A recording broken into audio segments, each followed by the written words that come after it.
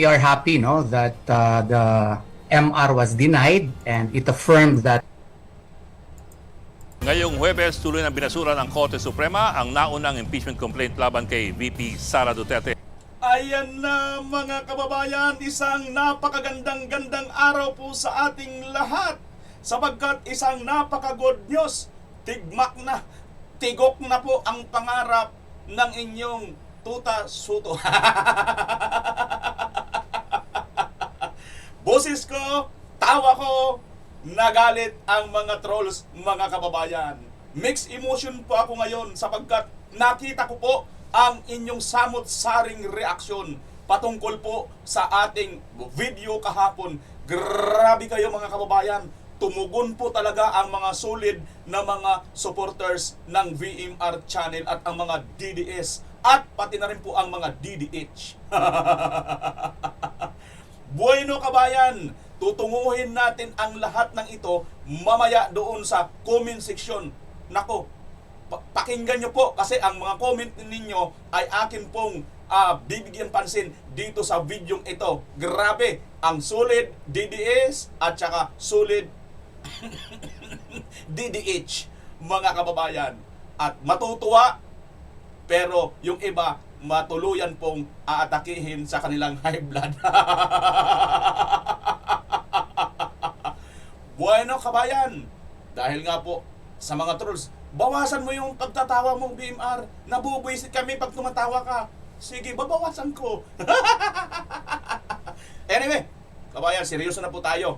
Ito po ang good news ngayon mga kababayan. At isa pang good news, kabayan, bago natin tunguhin, naniniwala ba kayo na itong si Lacson ay maaari pong bumaliktad na at makalaban niya si Senator Tito Soto? Guys, hindi po ako, ito bigyan ko lang kayo ng konting idea ha. Lahat po ng mga title, thumbnails, kung ano po ang inyong nakikita dyan, kung ano po ang inyong nababasa dyan, lahat po yan may katapat pong kahulugan sa ating mga video. Ito, kunting paliwanag ko muna bago tayo pumunta dyan. Hindi po ako naglalagay ng mga titles, thumbnails na wala lang. Para po sa kaalaman pati sa mga trolls. Kasi alam ko yung mga trolls, pag nabuisit na po yan ng tuluyan, kung hindi sila atakihin, aalis po yan dito sa ating channel. Di ba? Kaya ngayon pa lang, sasabihin ko na sa inyo, kung mabasa niyo yung title dyan, thumbnails dyan, nandito po yan sa ating mga video. Bakit hindi nyo na po maintindihan? Kasi kulang po kayo ng comprehension. Kulang po kayo ng pangunawa. Gets nyo? Pero sa mga solid DDS supporters, mula noon hanggang ngayon, gets na gets po nila ang aking mga ginagawa dito. Bueno, para magets mo mga kababayan kung bakit nilagay ko Senator Lacson versus Senator Soto, panoorin mo po ito. Iyak po si Soto dito. So, this is just in jest, Mr. President. This is one of the very few times that I'm in agreement with Senator Marcoleta. So, thank you very much, Senator Marcoleta. You're welcome, Your Honor. Thank you, Mr. President.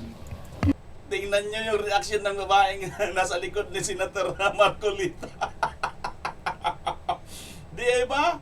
Taob sila dito kay Senator Marcolita. Isa lang si Senator Marcolita dito sa naging nagkaroon ng kahit paano mini debate ito, no ho? Pero si Senator Marcolita ang nangibabaw. Grandmaster pagdating po talaga sa katwiran at karunungan dito sa Senado. Samantala, tingnan nyo po ang reaction ni Tito Soto. Yes. Ang lungkot ni Senator Escolbocol.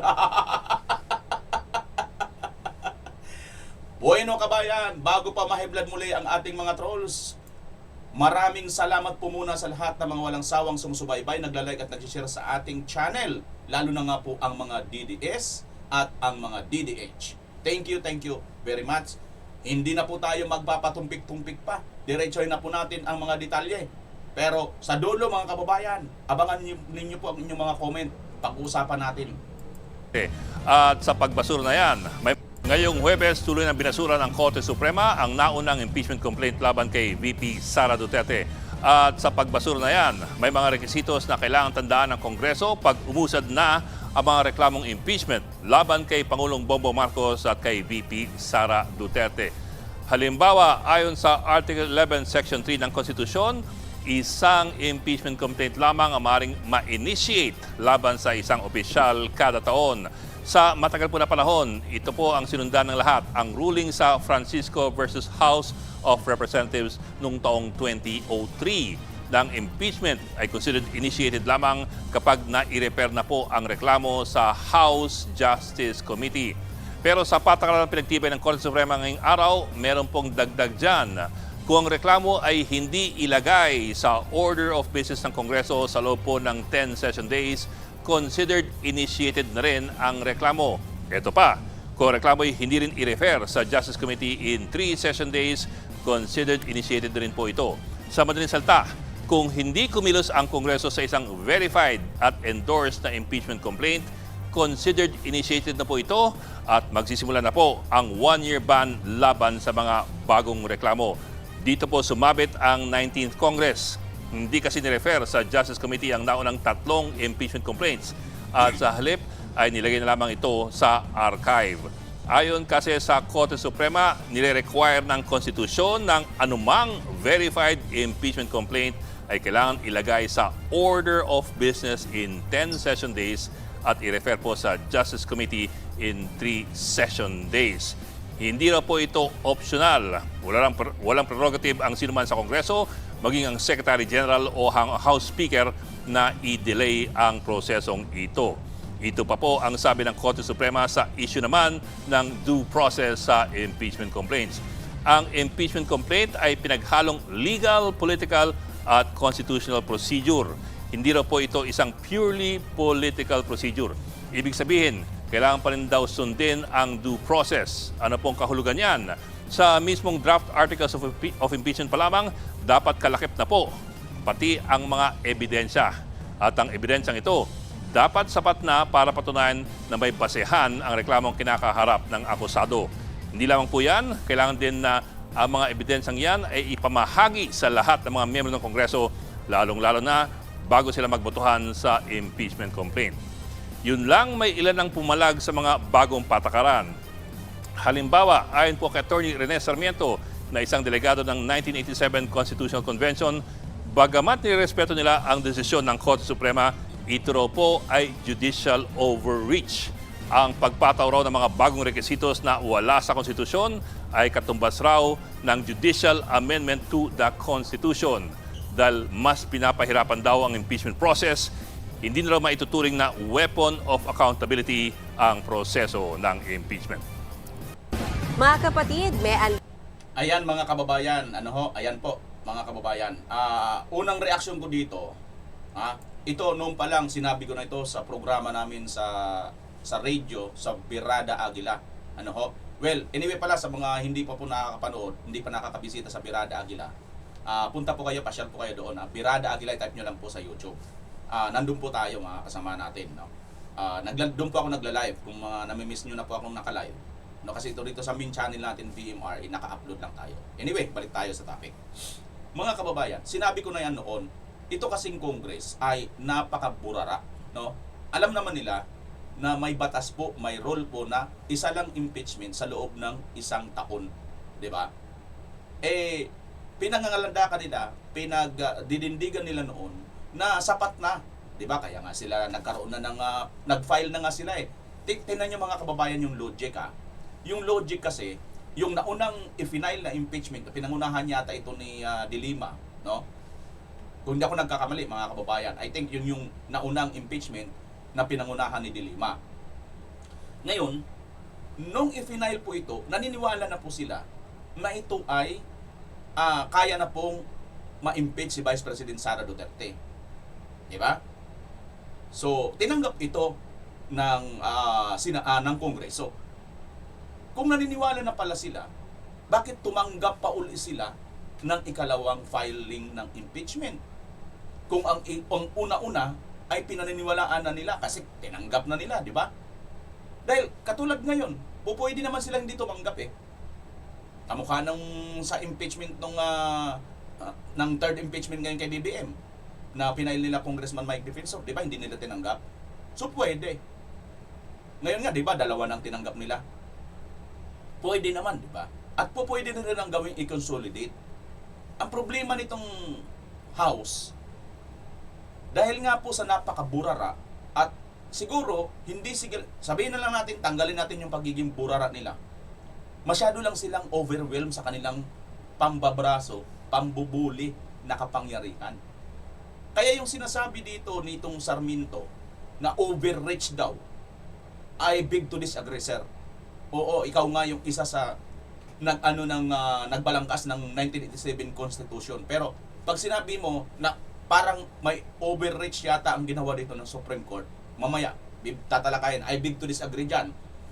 Manapa, siguro puntahan mo ang Congress. Sila siguro yung nag-overreach. Ha? Masyado silang kampante. Masyado silang bole. Porque nga magkaisa sila noon dyan, magkakasama-sama sila noon dyan. Di ba? Sa pamumuno ni Martin Tambaluslos. Hinupukus-pukus nila. Sinadya nilang i-archive ang naunang impeachment na tinanggap na nila. Ang ikalawang impeachment, tinanggap din nila. Ikatlong impeachment, tinanggap din nila. At doon sila ngayon nag-conclude sa isa. Sa pang-apat, doon ito ngayon ang final. Ito ngayon yung sinita sa inyo ng Supreme Court. Pagkatapos sasabihin ninyo, ang Supreme Court, overreach yung ginagawa. Kumbaga, lumagpas sila doon sa kanilang kapangyarihan. Mukhang may sablay yata. No, pasintabi sir, hindi po ako abogado. At hindi rin po ako pero base lang po ito sa logical lang pong reaction ko dito. Kasi kung titingnan nyo kabayan, mga kaibigan, maliwanag naman sa sikat ng araw, masyado pong mayabang itong Congress. Dahil alam po nila, pera-pera lang ang katapat. Ha?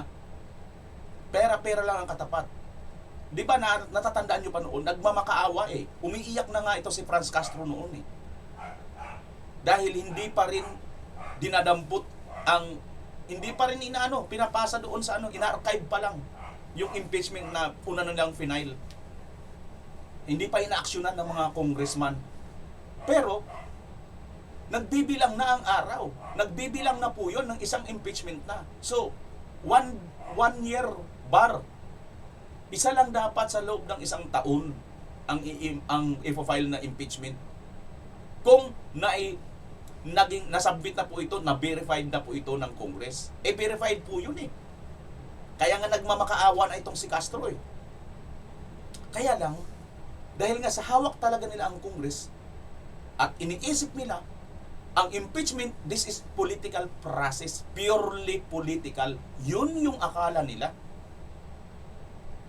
Yun yung akala nila na madadaan nila lahat sa kanilang pambubuli, pangbabraso at pagkakaisa. Pansin nyo nung araw, pagpatawag si Martin Romualdez, nagpuntahan kagad ng mga yan, di ba?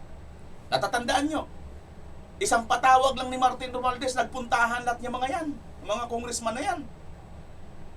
Pero pag tinanong ng mga reporter kung ano yung pinag-usapan, wala eh. Wala tungkol sa... Tinatanong sila, ano yun? Tungkol na ba yun sa impeachment? Pang-apat na impeachment? Nagpirmahan na ba? Wala eh. Gaganon-ganon lang sila.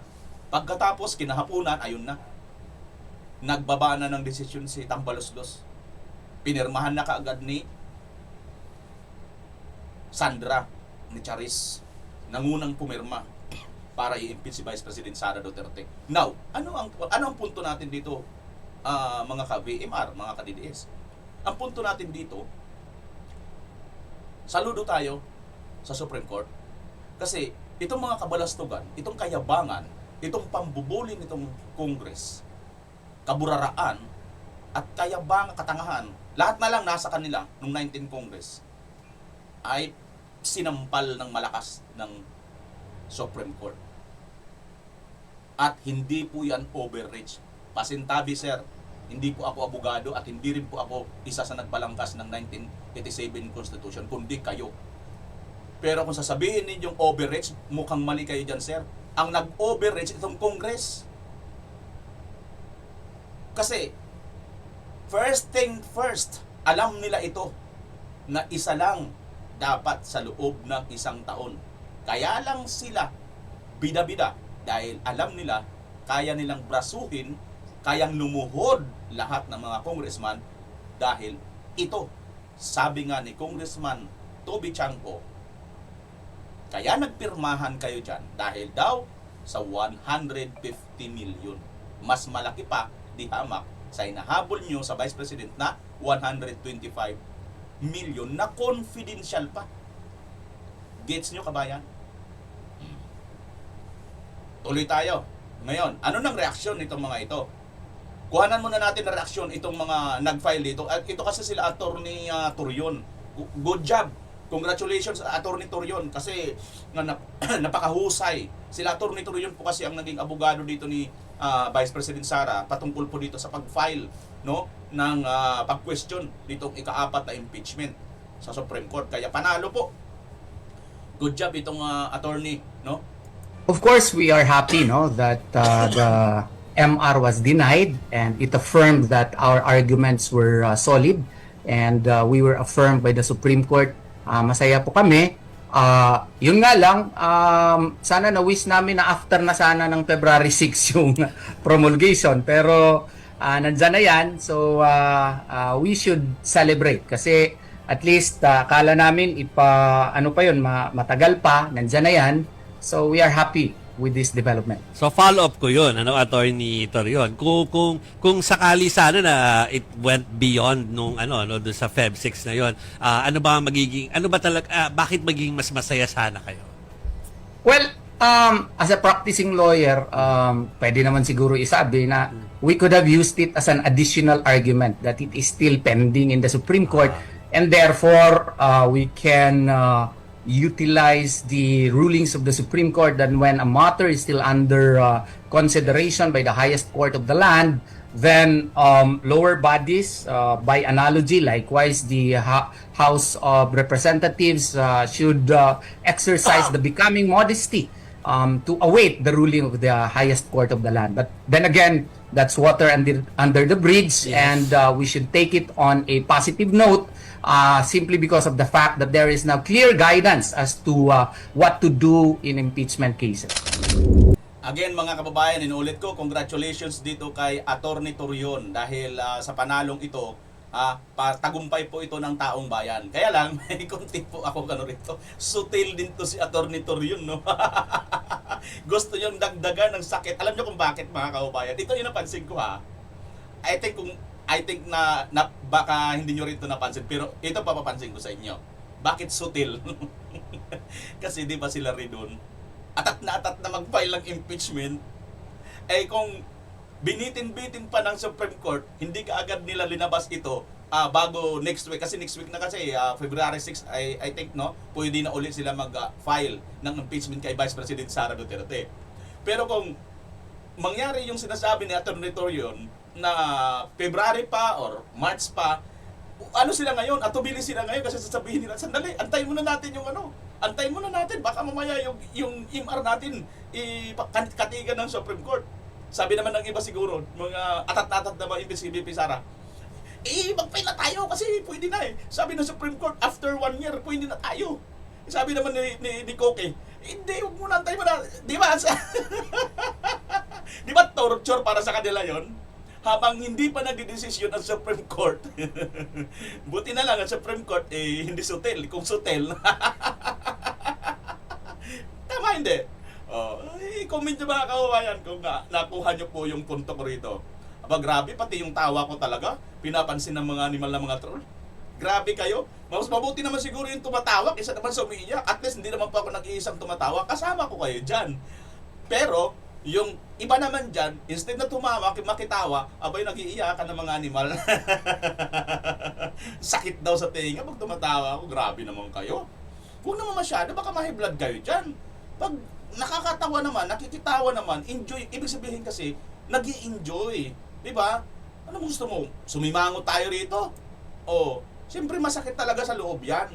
Magdesisyon ng Supreme Court, ganyan SC affirms dismissal of impeachment complaint against VP Duterte. The Supreme Court in bank has denied with finality the motion for reconsideration filed by the House of Representatives, which sought to reverse the court's July 25, 2025 decision that declared the articles of impeachment against Vice President Sara Z. Duterte unconstitutional.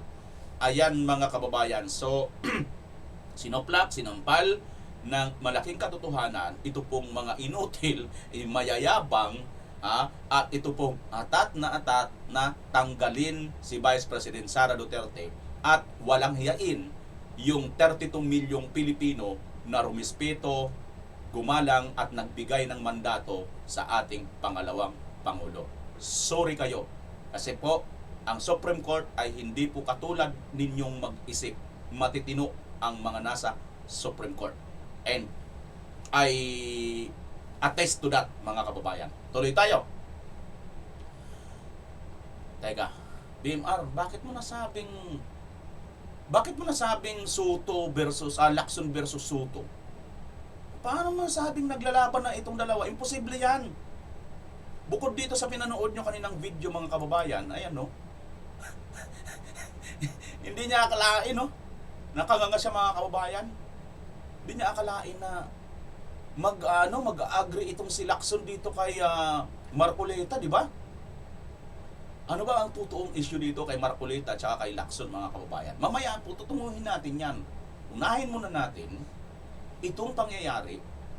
Ano ba talaga ang nilagay mo dyan sa thumbnail, BMR? Na nilagay mo pa Senator Lacson, Senator Soto. Di ba dati lalagay mo Tuta, School Bukol, Lacson, Soto. Ganun lang, di ba? Yan po ngayon ang ating tutuklasin. Bakit ko po linagay Senator Soto, Senator Lacson versus. Panoorin nyo po ito, mga kababayan. Ito. Ayan po. Ayan. Sabi dito ni Soto, it is a sad day for constitutional law students and professors. The Constitution had just been amended unconstitutionally through Supreme Court overreach. Grabe ang paratang nitong School Bukol, no? Alam mo, napapansin ko tuloy, para akala mo ano lang ito eh. Talagang naniniwala na ako na nag-aral talaga ito, graduate ito ng School Bukol University. Biruin mo, bintang sa Supreme Court ng ganyan, unconstitutionally daw, through Supreme Court overreach. It will take decades of retirements to correct this misinterpretation. When the law is clear, the decision is clear judicial legislation. The Supreme Court, as written in their decision, admitted of introduction a rule. Sabi niya, i-clear. Kayo na nga lang magbasa, mga kababayan, kasi pati pagbabasa natin, pinupuna. Pinupuna po talaga ng mga trolls. Pero, okay lang yan. Ayan naman, no? Tayo na magbasa. Magagaling naman kayo magbasa. So, ayan mga kababayan, dito talaga sa una, dito talaga ang una, no? Itong kanyang sinabi sa una, it is sad day for constitutional law students and professors. Mukhang sablay ka dito talaga, Soto. Paanong naging sad day? Ito nga ay masaya para sa kanila eh. After all, nag-aaral sila. So madadagdag ito nila sa pag-aaralan. Na hindi pala po pwede, pag may senaryong ganito, halimbawa, napakalakas ng Congress, tandaan po ninyo, ang impeachment ay pinakamalakas po ang kapangyarihan dito at pinakamalakas po ang tawag ng political views or political reason. Hindi po ito sobrang legal. Hindi po. Mas political po ito. At alam nyo naman po, napakatalamak ng pambabraso ang mga politiko sa atin. Kung sino po yung nasa taas, tiklok tuhod po lahat yung mga congressman na yan. Di ba? So, yan po yun. Now, maaaral ito ngayon. Ito yung pag maaaral ito ngayon ng mga estudyante na, kahit pala napakalakas ng mga congressman, kahit pala sobra nilang yabang, sobra nilang burara, tapos kisihudang kailan sila mag-file ng impeachment, kailan nila i-impeach yung isang impeachable officer, hindi pala po pwede. Kasi ayon sa batas, ito yung deklarasyon ng Supreme Court. Di ba mas na mapakagandang sabihin natin na panalo dito ang mga estudyante? Kasi more on, mayroon silang mapapag-aralan. Tama, kabayan? Agree ka ba? Sa aking munting analysis, at hindi naman po tayo abogado. Pero, I don't think so kung hindi mo po pwedeng sang-ayunan. Kasi nga, di ba, ang tinutumbok niya rito, kababayan, mga law students and professors. Pag sinabing students, nag-aaral. Correct, tama. Kung nag-aaral pa lang sila, po pwedeng maidagdag sa kanilang curriculum or pag-aaral na may ganito palang pangyayari. Gets mo, Soto? Gets mo, Soto? O, kung graduate ka ng School Bocal University, hindi naman ako doon graduate. Graduate ako ng Recto University or YouTube University. Grabe, parang alam mo pag tumatawa ako, parang ayaw ko nang tumawa tuloy kasi may nag-comment. Huwag ka nga tawa ng tawa, naiinis ako.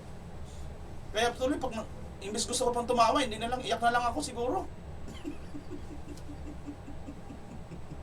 Pati pagtawa ko ba talagang kinainisan ng ating mga viewers? Naklantiting. Saan ba kami pupunta? Okay, tuloy tayo. Mga kababayan, tingnan nyo ha, di ba panalo dito yung mga estudyante ng batas or law students, pati mga profesor? Kasi madadagdag ito nila. Tandaan po natin, ang ating bansa, ang ating human, human, tawag dito, biology, yung ating panahon, progressive, papunta tayo doon, pasulong tayo doon, pasulong tayo doon. So, ibig sabihin, may mga pagbabago, papunta roon.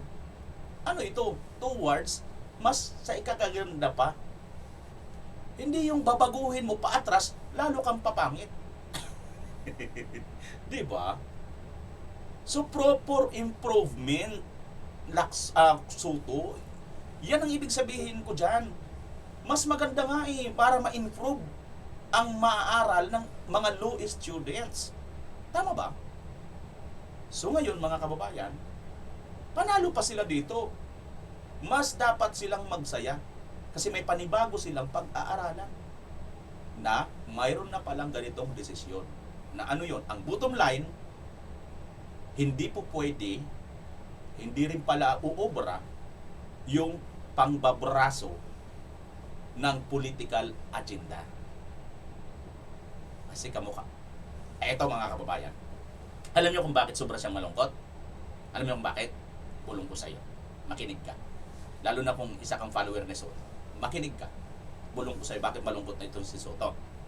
Kasi mga kababayan, i-impeach si BBM ngayon at napakalaki ng posibilidad. Kung napanood niyo yung video ko kahapon about doon kay Atty. De Jesus, yung naunang nag-file ng impeachment kay Marcos. Naku, may tulog si Marcos doon. Diba? Alam nyo kasi, kaya siya malungkot. Ito yun. Si Marcos, malaki ang chance na ma-impeach. Yung isang impeachment, kauna-unahang impeachment na i-file sa kanya, yung unang article doon mga kababayan, yung pag-kidnap kay Tatay Digong. Yung ikalawang impeachment ng Makabayan Black, wala pong nakalagay doon. Nung pagkikidnap kay Tatay Digong, wala po sa kanilang article. Kasi sila po kasabwat po sila doon di ba? Nakipagsabwatan po sila doon sa mga makatae, di ba? Itong gobyerno para mapadala si Tatay Digong doon sa sa dahig. Ngayon mga kababayan, bakit mo nasabi BMR na ano bang kinaiiyak talaga nito? Kasi nga doon sa unang impeachment kay BBM, maaari na po si BBM ma-impeach. Once po ito makalusot sa Congress.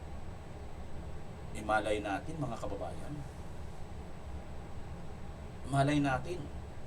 Ito malay ko lang ha. Malay lang natin ha. May impluwensya pala ito sa Congress. Malay natin lang ha. Ito naman alam nyo, everybody's ball game.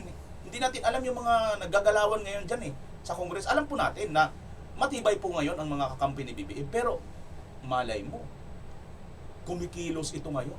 Diyan sa Congress, may mga kakampi ito ngayon. At isa sa mga arin ng mga kakampi, itong mga makabayan black. At itong mga minority. Tama? Kasi yung majority, siyempre, yuko yan kay Marcos. So, hindi yan pipirma. Eh, malay natin. Diyan sa mga naka-sip-sip kay Marcos, mayroon na diyan. Hindi na napagbibigyan ng mga congressman. Binawasan na yung pondo, wala ng project. Tingnan nyo sa Frasco, di ba? Naalala nyo sa Frasco, di ba? Binawasan na yata ang pondo nun. Yung asawa niya, di ba tinanggalan na? Di ba mga kababayan, alam nyo, marami na po dyan sa majority. Ang matabang na po dito sa Marcos. At alam po natin, ang pinaka-majority talaga dyan sa Congress ay na kay Tambaluslos, kay Martin. Andoon, mga alipuris ni Martin ang malakas dyan. Huwag na tayong magbulahan dito. No, paano kung kumilos ito si makumbinsi nito? Dilusot ang impeachment ngayon.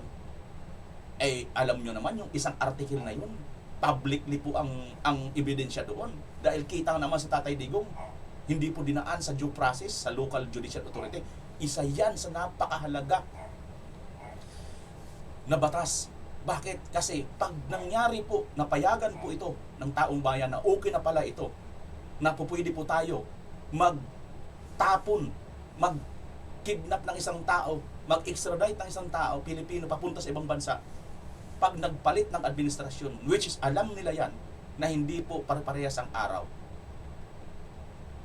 po pwede mangyari din kahit kaninong senador, kahit kaninong congressman, kahit sinong presidente, po pwede rin itapon sa ibang bansa. Gets nyo? Now, ano pa ba yung sinasabi mo na itong si Lacson, ay itong si itong si, bakit malungkot siya? Kasi, una, si BBM, may impeach siya.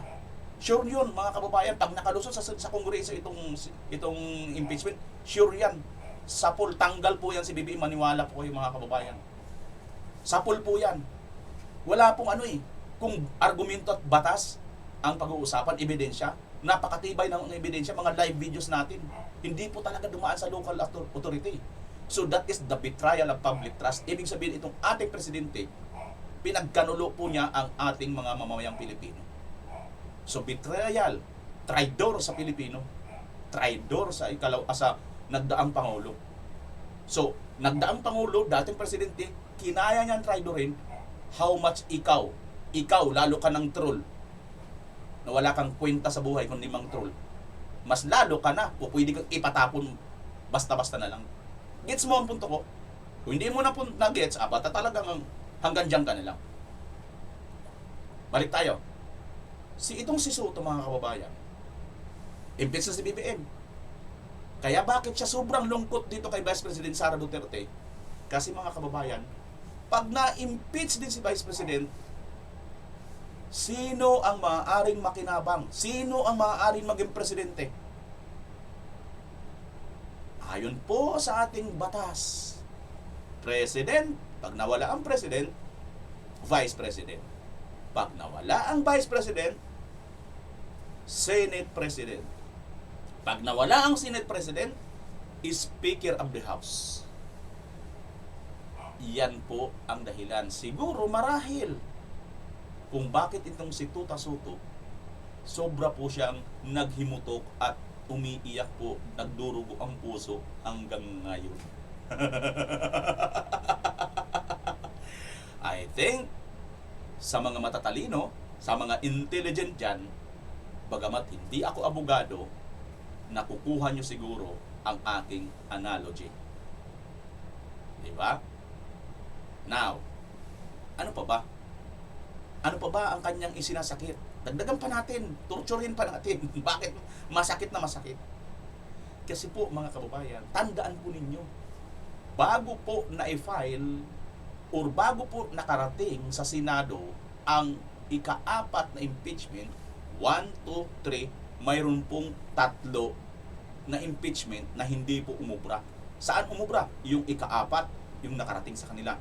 Pero bago nakarating yung ika-4 sa kanila, ayon kay Congressman Toby Chanco, mayroon po yan 150 million per congressman para pumirma. Tanong ko ulit sa'yo kabayan, ngayon ba kaya pa nilang gawin yon? Makakagawa pa kaya ang mga congressman ngayon sa init ng pinag-uusapan tungkol dito sa flood control at nagkabukingan na po sila lahat dyan? Sa tingin nyo kaya, kayang-kaya pa si Martin mamudmod ngayon ng tigwa 150 million na hindi makikita na ng publiko? Come to think of this, mga kababayan, isipin mo ito. Hindi na nila magagawa marirepeat yung 150 million per congressman ayon doon sa nireveal ni Congressman Toby Chanco. Now, ayan ang pinakamasakit kasi nga po, ibig sabihin lang nito, bago mo ma-impeach si Vice President Inday Sara Duterte, naku po, ayon nga kanina sa sinasabi ng reporter, may mga dinagdag na mga requirements. Kailangan na, naku, mas lalo kayong nahirapan ngayon, kaya mas lalong masakit ang dibdib ni Tuta Soto. Aray ko, kasakit. At dahil dyan, mga kababayan, mas lalo ko pang pasasakitin ang dibdib ninyo. Dahil kalaban na po sila ngayon. Yes po, magkalaban na po ngayon itong si Lacson at saka si Tuta Soto.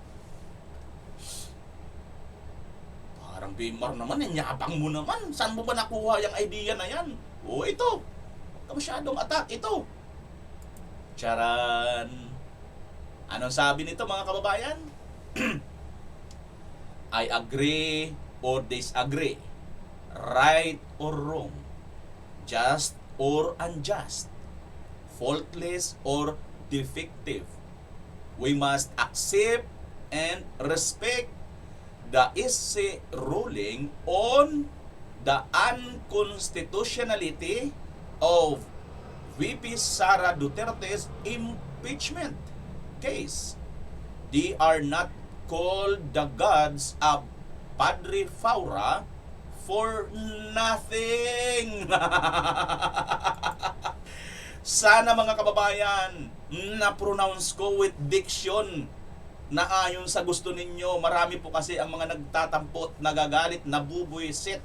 Ang pangit ko daw magbasa. Ang pangit ko daw tumawa, nakakainis, nakakairita. Biruin nyo yun.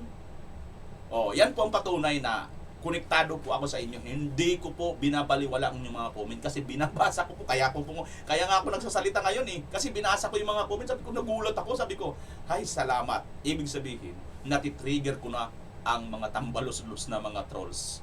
At salamat din sa Diyos dahil ang aking mga solid supporters andyan, pinagtatanggol po tayo. At yan natin ang pag-uusapan natin mamaya, ha, mga kababayan. Okay. Uy, Bimar, sino ba yan? Sino ba yan? Fake news ka naman Sino ba may sabi niyan? Wala naman sinabing si Lacson yan. Ito, mga kababayan. Fake news ba? Ito yan Ayan ABS-CBN may sabi niyan, kabayan. Hindi pa ako may sabi. Tingnan mo ha. Nasaan na yan? Ito. Ayan tingnan nyo, post yan ng ABS-CBN mga kababayan. Hindi ko po yung post. Ayan ABS-CBN. Shinare ko lang yan, kabayan. Hindi ko po yung gawa-gawa. Ano ang sabi? ABS-CBN po may sabi niyan. Ayan basahin nyo, red. Sabi dito sa baba. Basahin natin mga kababayan. Senate President Pro Tempore Panfilo Ping Lacson reacts on the Supreme Court decision regarding VP Sara Duterte's impeachment. Ano daw ang reaksyon ni Ping Lacson? I agree or disagree, right or wrong, just or unjust, faultless or defective, we must accept and respect the Supreme Court ruling on the unconstitutionality of VP Sara Duterte's impeachment case. They are not called the gods of Padre Faura for nothing. Yan daw po ang reaksyon ni Senator Ping Lacson Jr. na ayon naman dito Kay tutasin mga kababayan, asa na ba yan? Tutasin, paso. It is a sad day for constitutional law students and professors. Magkalaban ba itong opinion ni Lacson at saka ni Soto ang mga kababayan o hindi? Post ako ng konti kasi ko-comment kayo eh. Fake news ba itong sinasabi natin o hindi? Ngayon, kung fake news yan, hindi ko alam. Ibig-isibihin may post niya, no? Yan daw ang reaksyon ni Tito Soto, mga kababayan. O, tingnan nyo, nasa na yon? Nasaan na yun, ha? Ayan, nakita lang nyo naman, di ba? Ayan, nakapost eh. Nakapost eh, ho? Basta balikan na lang natin. I-search nyo na lang yan, mga kababayan, yung post ni Lacson. Ito, Ayan, may share naman eh. Ayan, mga kababayan. Ano ibig sabihin? Binangga, kinalaban ni Senator Lacson ang opinyon, ang kalungkutan, ang sugat ni Tuta Soto ay linagyan ng kalamansi at sili ni Senator Lacson.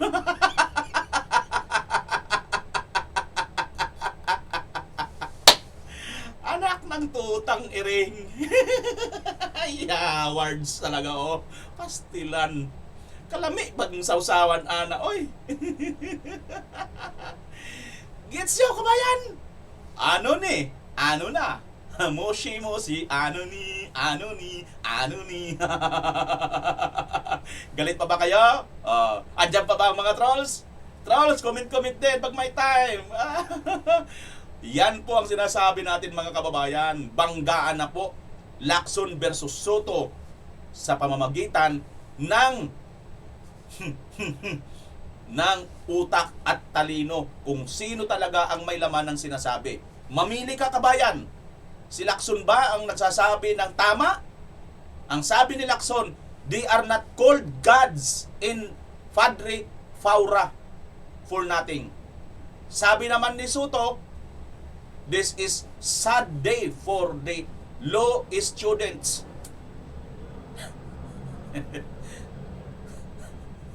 Ano, kabayan? Andiyan ka pa ba? Oh. Kung andiyan ka pa, ituloy natin dito. Ayan, no? Taranta si Lacson, mga Soto, mga kababayan. Hindi siya makapaniwala. Ito kasi yon. Bigyan ko lang kayo ng kunting idea, ha? Ito kasi ang ginawa dito ni, ni Marcoleta, mga kababayan. Ganito kasi sinasabi kasi ni Marcoleta ito, panoorin natin. Pananagutan. Naroroon ang sambayan ng patuloy na nagdurusa at tumihiling ng buong pananagutan mula sa kanilang pamahalaan. Maraming salamat po, Mr. President.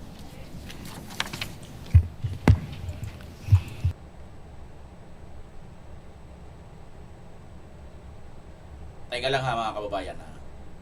Alam nyo kasi, ang istorya dito, mahaba kasi ito no? Ang kwento kasi dito, mga kababayan, itong sinasabi dito ni Senator Marcoleta ay patungkol po ito, sandali ito yata yun eh. Maraming salamat at we urge our Tungkol ito, mga kababayan, sa mga appointees na ayon kay Senator Marcoleta ay 8 ngayon yung mga appointees na mukhang umaakto, no? Katulad ni Recto. Si Recto ay hindi pa confirm ng CA. At nasita nga ito ni Senator Marcoleta, no, mga kababayan. Dahil po sa kapuna-puna na ngayon eh. Kanya, kumbaga, alam niyo yung sinasabi sa Tagalog na kanya-kanya na sila ngayong kagat sa kariba. Palibhasa po ang presidente natin, hindi na malaman kung nasaan. Pa-video-video kunyari, pero hindi naman makapag-live. 'Di ba? Ang gusto ng mga tao, live performance. Bima, iba atan sinasabi mong live performance. Lumalayo na nga ako kasi marami naiirita eh. Sige na nga. Malungkot lang ako, mga kababayan, doon sa ibang mga, sa tingin ko naman mga followers naman natin. Pero alam niyo yun, kung makapagdikta, makapagpuna, no? Ganun-ganun na lang.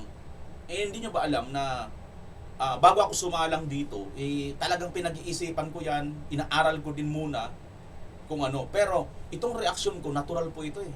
Hindi nyo na po ito pwedeng baguhin. So, followers man kita, haters man kita, basher man kita, sorry na lang, no? Sabi nga nila, kung maikli ang kumot, matutong mamaluktot. Ganun na lang siguro. Pero doon sa mga basher, ngik-ngik nyo. Hindi naman ako nandito para sa inyo eh. Nandito ako para sa mga naniniwala sa mga sinasabi. And I am thankful to that. Of the armed forces from rank of colonel or naval captain and other officers whose appointments are vested in him in this Constitution. The Constitution is very clear, Mr. President. It compels the President to nominate or appoint heads of executive departments, among others, and submit their appointments to the CA. The word shall makes it mandatory, not optional, restrictive, not permissive. Yet this constitutional command is being defied. Let me be precise, Mr. President. There is nothing inherently illegal about an acting secretary. The law allows it. The continuity of the government demands it, but what is dangerous is when acting becomes permanent by design. Our acting secretaries have been running major cabinet departments for months on end. Some for 2 or 4 months now, and one for over half a year. And up to this day, Mr. President, none of their appointment letters have been transmitted to the CA. Needless to say, the delay is not on the part of the CA. We cannot confirm what is never submitted. If Malacanang does not transmit the appointments, the Constitutional Commission is made powerless.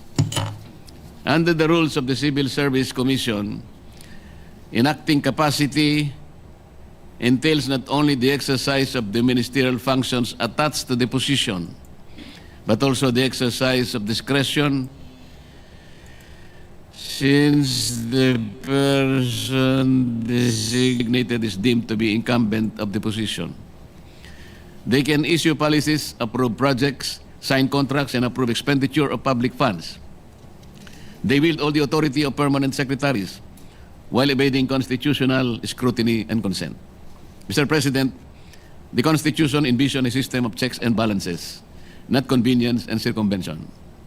The Commission on Appointments was precisely restored under the 1987 Constitution to prevent the danger of allowing key positions to be filled without scrutiny, accountability, or constitutional restraint. We need to ensure that those entrusted with immense power are fit, competent, and worthy of public trust. Thus, the rigorous deliberations conducted by the Commission, and when the Executive repeatedly relies on acting appointments, it weakens the constitutional safeguard and sends the wrong signal to the bureaucracy. Why the key cabinet members allowed to exercise full powers of their offices while never being presented before the CA for scrutiny? There can be many reasons, Mr. President. But one fact cannot be denied. This allows the Executive to effectively create de facto permanent secretaries. This turns temporary designations into a tool of permanent power. Unfortunately, this kind of circumvention is nothing new. This representation has also previously noted and brought into attention the non-confirmation of the chairperson and board members of the Basis Convention Development Authority, or BCDA, which is a direct defiance of Republic Act number 7227, or the law that created the BCDA. This, alongside the continuing non-submission of appointments or nominations of officials serving in acting capacity to the CA, clearly undermines the constitutional mandate imposed upon by the Constitution. If the President has confidence in these officials, their appointments should have been sent to the CA promptly. Let us not allow the Republic to be ruled by officials who hold. Because when appointments are withheld, the constitutional safeguard is effectively destroyed. Make no mistake, this call fully respects the separation of powers. But even more than that, Mr. President, this affirms our constitutional duty to check and balance power, so that no branch, no office, and no official stands above the law. Let us remember, when leadership is temporary, responsibility becomes temporary. And when responsibility is temporary, corruption finds room to grow. We must not allow that, Mr. President. The people deserve more than paperwork. The people deserve more than excuses. The people deserve leadership that is permanent, accountable, and answerable. Sa huli, malinaw ang panawagan ng sambayan ng Pilipino. Hindi sapat ang pansamantalang pamumuno sa mga ensyang may hawak ng buhay, kabuhayan at kaligtasan ng ating mga mamamayan. Ang pananagutan ay hindi maaaring acting lamang. Dapat ito'y ganap, malinaw at matatag. Sapagkat sa likod ng bawat pansamantalang desisyon at iniiwasang pananagutan, naroroon ang sambayan ng patuloy na nagdurusa at tumihiling ng buong pananagutan mula sa kanilang pamahalaan. Maraming salamat po, Mr. President. Majority Leader.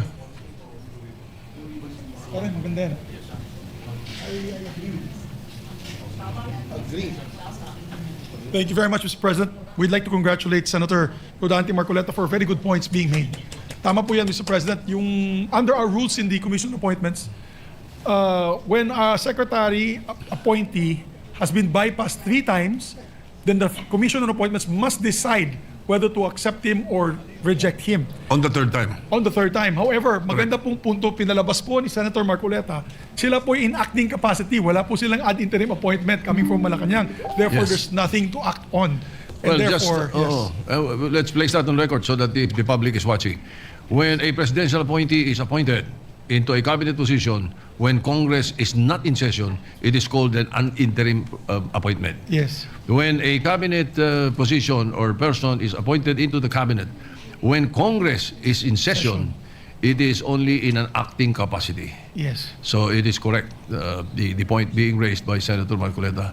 And I distinctly remember for a number of years, I would like to check how many years it was that Secretary Raul Gonzalez was Secretary of Justice for forever, but never submitted to the Commission on Appointments. Yes, Huh? Mr. President. Always ad interim.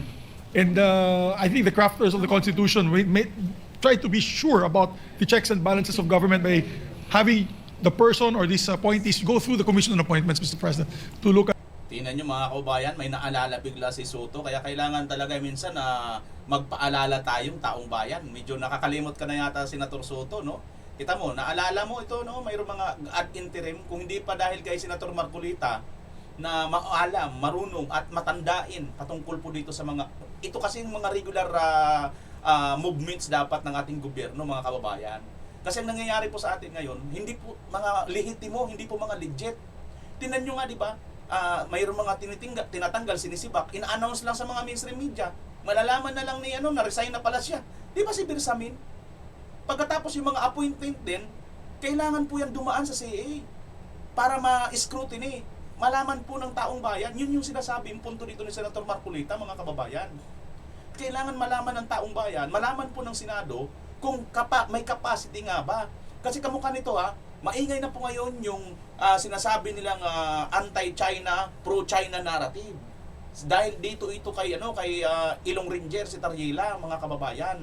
So ipapahamak po tayo ng mga nag-spokesperson kuno na nakikipakialam sa hindi niya trabaho. Ang trabaho niya ay magtanod dyan, magbantay dyan sa karagatan. Pero nagiging diplomat eh.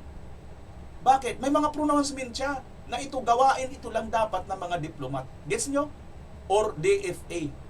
Pero dahil nga ang ating presidente ay wala, hindi makita, kanya-kanya sila ngayon kagat sa kariba. Oh. Look at their background, to look at their fitness for the position. So, Are there any interpellations? maybe I recognize Senator... The President Pro Temp, Senator Ping Lacson is recognized. Ito na mga kababayan, ito na si Lacson. Thank you, Mr. President. If the distinguished gentleman from Pampanga and Tarlac will yield to maybe 1 or 2 questions. Yes, Mr. President. First, I'd like to associate myself, because this has been lingering for quite some time, and there's so many session breaks that I remember Secretary Dizon has been acting secretary, and during a lunch meeting with Secretary Recto, acting Secretary Recto, acting Executive Secretary, I even reminded him, sabi ko sa kanya, Ralph, mag-resume na yung session namin. Kailangan humingi na kayo ng ad interim appointment para ma-take up kayo ng Commission on Appointments. Pag inabot kayo ng session, resumption ng session, you will just be nominated and you cannot perform unless confirmed. So my question, Mr. President, is in terms of authority and mandate, ano po ba ang difference ng full-time secretary and an acting secretary?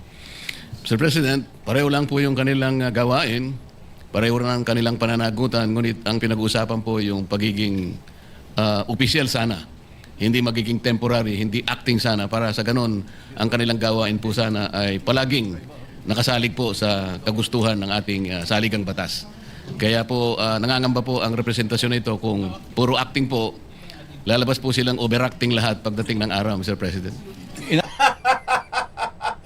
Boom! Sapol! Di ba ganyan ang bang nangyayari ngayon? Overacting po? Tama hindi. Overacting. Napakatumpak, Senator Marcolita. Overacting po. Hindi po trabaho ni Tariela yung makipagbalagbagan. Trabaho po yan ng Department of Foreign Affairs. Nasaan ba ang DFE natin? Ganyan po ang nangyayari. Mga overacting po kasi hindi po sila dyan ang nasa capacity. Kaya napakaganda nitong representasyon ni Senator Marcolita na siya namang sinang-ayunan for the first time ni Lacson, na lagi po silang nagbabanggaan ni Senator Marcolita at ni Lacson. Pakinggan natin, kabayan. In other words, a full-time secretary can perform some long-term policy planning and direction, while an acting secretary, since temporary, short-term lang yung kanyang policy. Yes, Mr. President. May I interject? As far as I recall, an acting secretary may not appoint anyone in his cabinet. That's the way I recall it, and I don't think he is allowed to sign for a certain amount of budget or funds. That's why an ad interim appointment is important. That's how I recall it. I can stand corrected later on. I think that is correct, Your Honor, Mr. President. There is some kind of limitation when a secretary has been appointed in an acting capacity. There are several conditions that attach to it, and sometimes he cannot perform some of the things that are within his jurisdiction. That's why, Mr. President, I'm wondering why Malacanang has not issued ad interim appointments, because as mentioned by the distinguished gentleman from Tarlac, marami to, DOTR, DPWH, Executive Secretary, Department of Environment and Natural Resources, Department of Budget and acting lang talaga si parang OIC na si Jose Toledo because career. Secretary of Finance, at least 7 PCO, at least 7 cabinet secretaries are in acting capacity. So I wonder why Malacanang, in spite of I've reminded even acting secretary Vida during the last Blue Ribbon hearing. I approached him, you better remind Secretary Recto about our conversation that you should be given ad interim appointments, because we'll be resuming session on Monday. I remember telling him that. And he said, yes, that's the reason why I'm leaving, because I'm having a meeting with the acting executive secretary. But even then, wala rin po nangyari. Kasi nag-resume na tayo last Monday and no ad interim appointments were signed by the President. I wonder why this is the case, Mr. President. Do you have a... Sandali ha, putunin muna natin saglit. Tama yung sinasabi ni Soto dito, mga kababayan. Bimar ha, baliktad ka rin. Hindi. Napuna kasi ni Soto ang mga daw, yung mga interim or itong mga temporary lang, yung mga acting hindi rin po sila pwedeng mag-appoint. So, yung sinasabi ni Soto ngayon, ni Lacson ngayon na doon kay Vida, kasi si Vida acting din eh. So paano siya mag-act kung acting lang din siya? At sino mag-appoint sa kanya kung ang mag-appoint sa kanya na si Recto na executive secretary hindi pa rin po acting lang din. So, mangyayari talaga, tama sinabi ni Senator Marcolita, magiging overacting sila. Acting to overacting. Grabe mga kababayan. Tuloy, hindi ako bumaliktad ha. Sinangayunan ko si Soto dito. In fairness. Would like to venture a guess, or you have an information? Your guess is as good as mine, Mr. President. The Anyway, graver problem is the CA cannot even act on its constitutional duty because they cannot be confirmed even if the President would like it to be so, because the CA cannot confirm a secretary who is in an acting capacity. CA can only confirm secretaries who are designated with an ad interim capacity. So we will be facing a dilemma, Mr. President, that whether Malacanang would submit their names, but these are all in acting capacity, I don't think the CA can act on them because they are not in ad Being interim submitted, capacity, yes. Mr. President. Based on a Supreme Court decision, a cabinet official who is in an acting capacity may only serve for 1 year. There is a Supreme Court decision to that effect. And then what would happen with the circumvention if they are appointed again in an acting capacity and avoiding the Commission on Appointments. Now, may we know how many? I hate interpolating from the chair, no, but in as much as you are discussing it already, may we know how many cabinet officials are now in an acting capacity? As I mentioned, Mr. President, at least 8. What about the DENR? Also, the DNR is included, Mr. President. I guess he will be the victim of the three-strike policy that the CA has Because he was already... bypassed twice. Nakadalawa na kasi, Mr. President. Yes, so he was bypassed twice. The second bypass was in December. All right. Now, was he appointed after that? He should have been appointed in ad interim capacity. So what is before, there is no secretary of the DENR right now. Kita nyo? Kung hindi pa si Is that Senator correct? Marcolita, hindi ito napupuna lahat. Kita nyo mga kababayan? Senator Tulfo, with the permission of Senator Lacson and Senator Marcoleta. Yes, Mr. President, di po ba na dumana sa CA sila Secretary Lutilla, Secretary Ralph Recto? Ang previous, pero so kailangan pang bumalik ulit sila sa CA dahil Yes, ibang agency. they were not approved, yet they were not rejected. They were merely bypassed. Therefore, they may be appointed again. I don't know if he was appointed.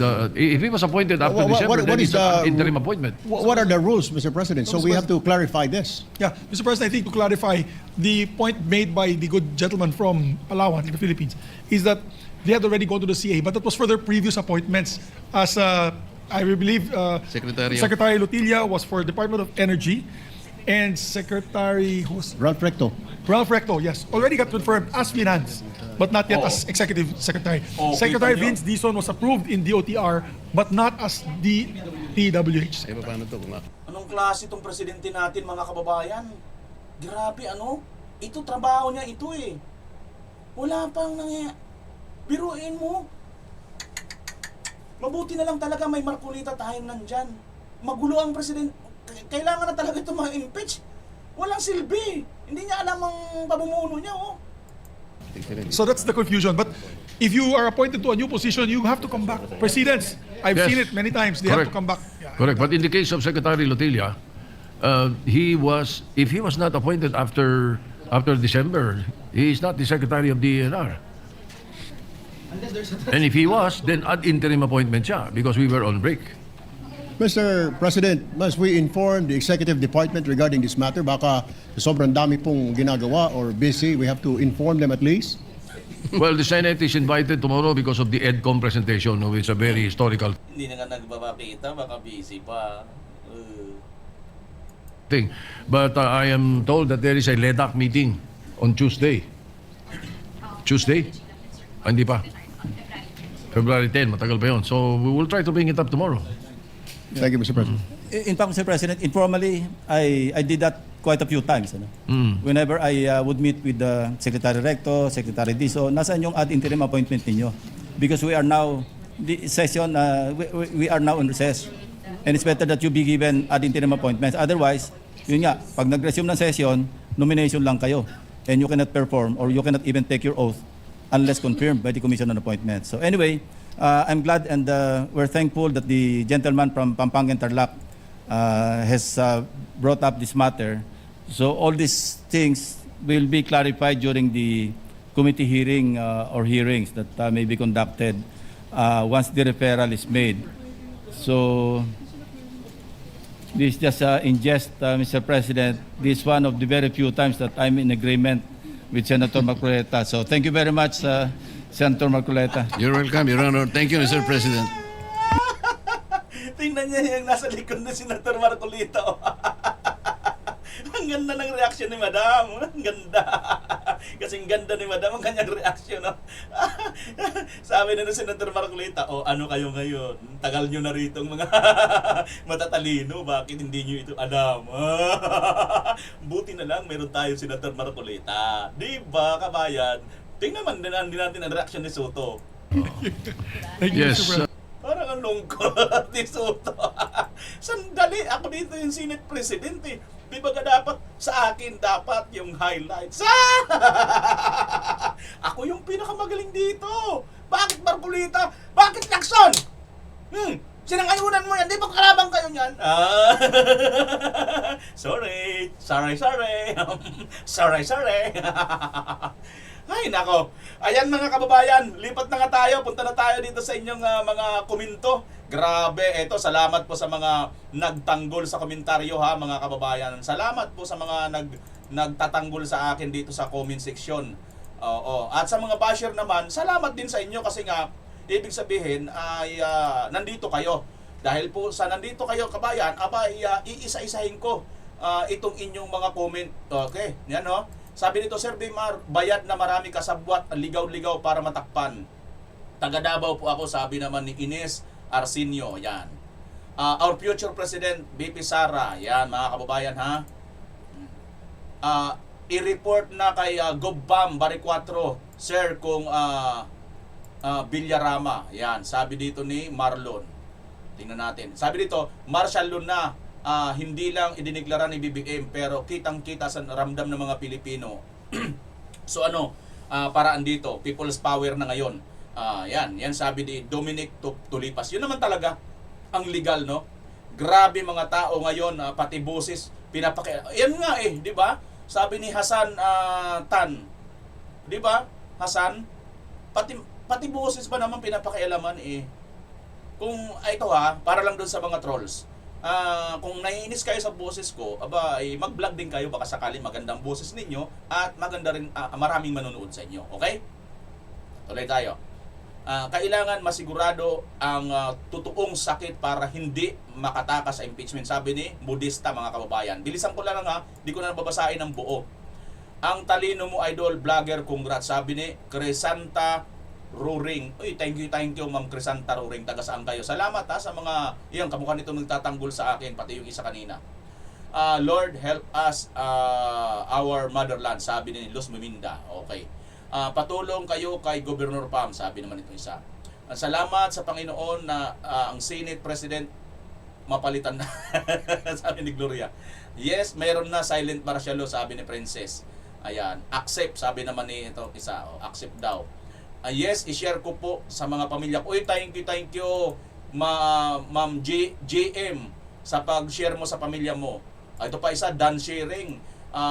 KBMR, Margarita Estrada. Margarita Estrada, ma'am, thank you sa pag-share. Sana makarating, nakaabot ko din sa dulo ng video na ito.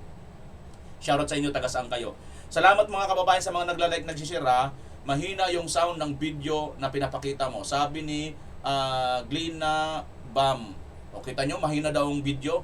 Pag video po mga kababayan, wala na po akong magagawa kasi hindi naman po atin yung mga video na yon, isinishare ko lang po sa inyo. So ano lang po yung lakas ng video na yon, yun lang din po ang may isishare ko sa inyo, okay? Pray po talaga tayo, God bless and have mercy sa poor people of the Philippines. Sabi ni Benedicta, okay yung boses mo, idol, at least galing sa puso mo yan, sinabi mo. Correct. Roger Mutin, thank you Sir Roger. Yun naman talaga kasi ano pa ba? Kaya ko mag-modulate. Gusto nyo ng modulation? Kaya ko mga kababayan. Pang-announcer talaga, pang-radio, magandang boses. Ayan, so ganito ang gusto nyo boses mga kababayan. Maraming salamat sa inyo lahat sa walang sawang pagsubaybay. Diba? Wait lang, sandali. Saka na modulate na natin. Watching po sir dito sa Perth, Australia, Perth, Western Australia. Alright, thank you. Georgia Walmsley. Thank you. Okay naman po ang boses niyo, sabi ni Iluminada Luna. Thank you sa pagsabi ng okay ang aking boses. Siguro ngayon mas lalo okay, ano? Alright. Sabi naman itong isa, good job sir. Uy, thank you sa iyo, Bing.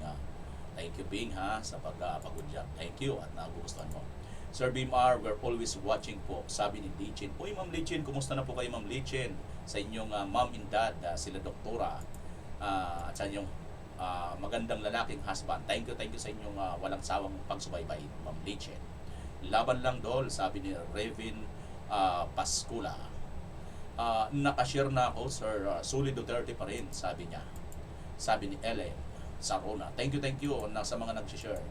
God bless you, VMR, sabi ni Ines Arsenio. Thank you. Good evening po, VMR, watching from Bohol. Shoutout everyone. Shoutout din sa iyo, Juliet Amador. Alright. Watching from Cebu City, ka-VMR, God bless you. Thank you, Robert Masong. Shoutout sa inyo dyan sa Cebu City. Dakbayan sa Sugbo sa Cebu. Mga higala, ani akaron ang atong turmanon. Kini ang akong suliran. Sa dili pa na ako sugdan ang akong sugilanon, palihog ko. Tuloy tayo mga kababayan. Lanimil, huwag kayo mag-alala ka VMR channel. Maraming DDS International worldwide supporters. Keep it up, adding never give up. Thank you adding Manang Lanimel. Siya po ay pinsan ni General Bantan. Thank you sa Chairman. Ayan si Ate Charilo, as always po si Ate Charilo. Hindi po yan nag-i-skip at tuloy-tuloy po yan hanggang dulo nanonood. Thank you Ate Charilo. Nag-share na ako VMR, sabi ni Edgardo. Uy, thank you Edgardo. Thank you sir. Ayan. Newbie here, watching you. Jaime, ano ba mapilido mo? Ang haba, no? Jaime or Jamie or Jaime, thank you very much sa panonood mo bago ka. Sana makapagpatapos ka ng mga video at manood ka patuloy-tuloy pang share ka. Okay, idol, sige kong share to. Uy, thank you, Annabel Dominguez sa pag-share mo na ito. Thank you. Sa hindi pa nag-share, mag-share na kayo. Dan share po, sir, sabi ni Lucy de la Cruz. Thank you sa pag-share. Ayan. Maganda boses mo, Dol, at maayos ang mga topic. Go lang, Dol. Sabi ni Georgie Zone Official. Thank you, Georgie Zone Official. Shoutout sa iyo, sir. Thank you. God bless you more. Watching from Denmark. Oy, thank you. Shoutout Bernadette Huntilla sa Denmark. Salamat, sir. Never give up. Always watching you from Osaka, Japan. Konnichiwa. Domo arigatou gozaimasu. Zinaida siya. Alright mga kababayan, kung gusto niyo pong ma-shoutout, comment po kayo dyan sa baba. Lagay nyo na rin po kung taga saang lugar kayo. As always, Pilipinas. This is VMR Channel. Pansamantala. Signing off. Bye-bye.